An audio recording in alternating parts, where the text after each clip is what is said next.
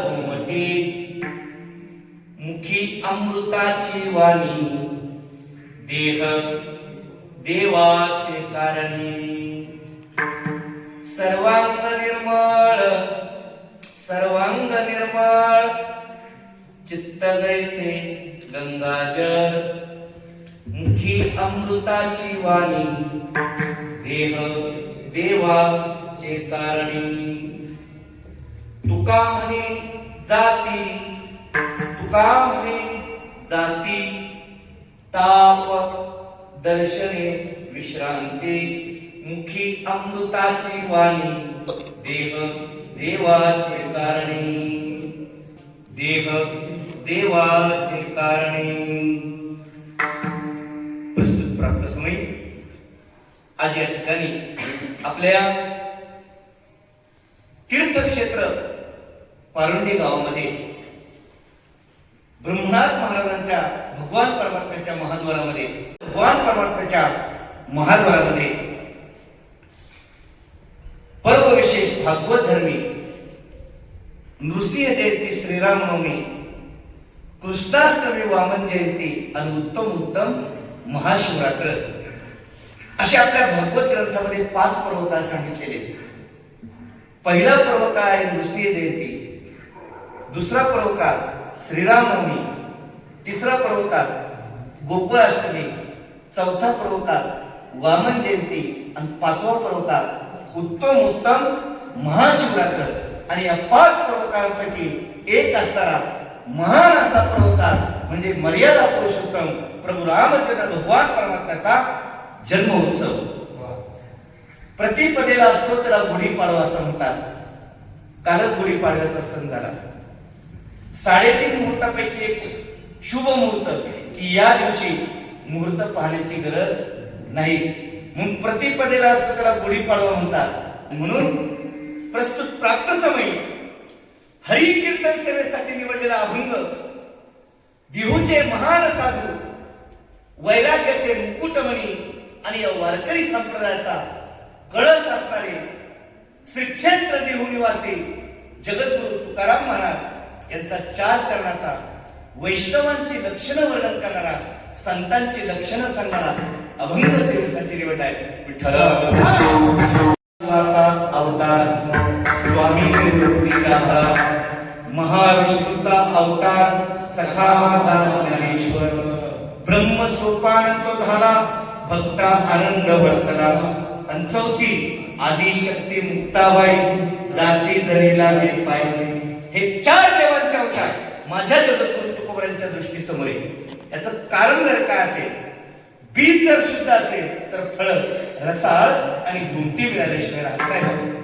आपला सर्व शेतकरी परिवार आहे, आपल्याला ज्ञात आहे शेतामध्ये उत्तम उत्पन्न यावं, उत्तम पीक यावं यासाठी शेतकरी दादाला शेतीची मशागत करावी लागते.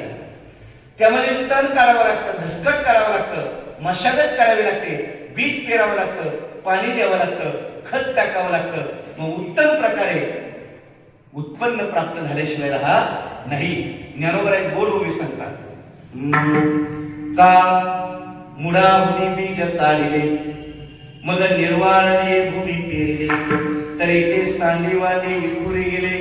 म्हणून काय शेतकरी जणांना जसं कष्ट करावं लागतं, कष्ट घ्यावं लागतं, मग उत्पन्न उत्तम मिळाल्याशिवाय राहत नाही. तसंच उत्तम फळ मिळावं यासाठी उत्तम कष्ट करावे लागतात. पण हे सर्व फळ देणारा किमयागार, जादूगार जर कोण असेल तर तो भगवान परमात्मा आहे बरं का. मराठी भाषेमध्ये एक महान लेखक कवयित्री झाल्या. बोली भाषेमध्ये त्यांनी कविता लिहिल्या. बहिणाबाई चौधरी नाव त्यांचं. गोड वर्णन करतात. माय मातीच्या कुशीत बिय बियाणं निजली, वरी पसरली माती जशी शाल पांघरली. बिय टरारे भुईत सर्व कोंब आले वरे, गहिरल शेत जसं अंगावरे ती शहारे. उन वाऱ्याशी खेळता एका एका कोंबातून परगटली 2 पान, जसं हात जोडी सन. टाया वाजवती पान, टाया वाजवती पान, दंग देवाचे भजनी, जसे करती कावरण्या हो देऱ्या बालानी.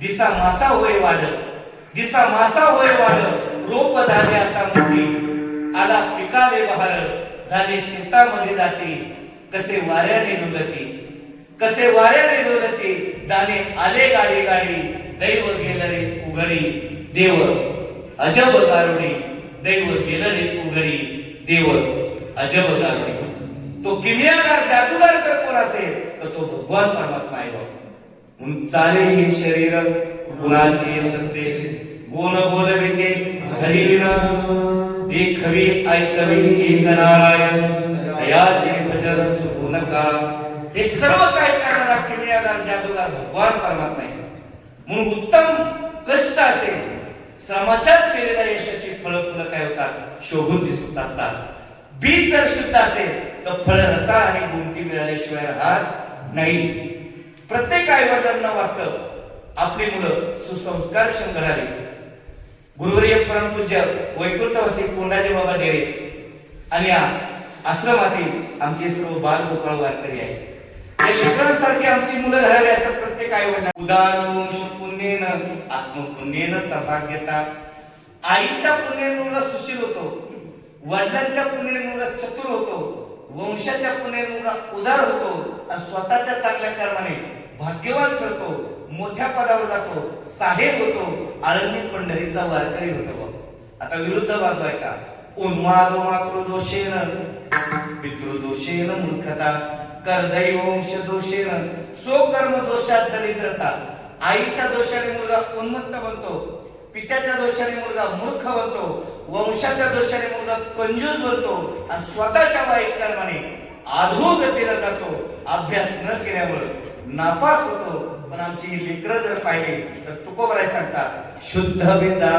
कोटी फळे रसाळ गोमटी प्रत्येक आई वडिलांना वाटतं आपली लेकरं या लेकरांसारखे घडावे पण घडतं मात्र वेगळंच मराठी भाषेत एक म्हण आहे बाप तसा बेटा कुंभार तसा लोटा खान तशी माती आणि आई तशी पुती आई वडील जर निराळे चोर असतील तर मुलंही तशीच जन्माला आल्याशिवाय राहत नाही जगात 4 प्रकारचे वर्ग पडतात एक वर्ग आहे काही आई वडील वाईट आहेत आणि त्यांची मुलं सुद्धा वाईट आहेत वा आमच्या पवार महाराजांनी गोड प्रमाण दिलं सत्वर उच्चार प्रल्हादी बिंबला उद्धवाला धरा कृष्णदादा महान भक्त त्यांच्या पोटी जन्माला आला त्याचं नाव आहे भक्त प्रल्हाद आई वडील वाईट आहे पण मुलगा मात्र भगवत भक्त आहे पण यही पुढे जाऊन सांगतो जगात असा एक वर्ग आहे आई वडील सुद्धा चांगले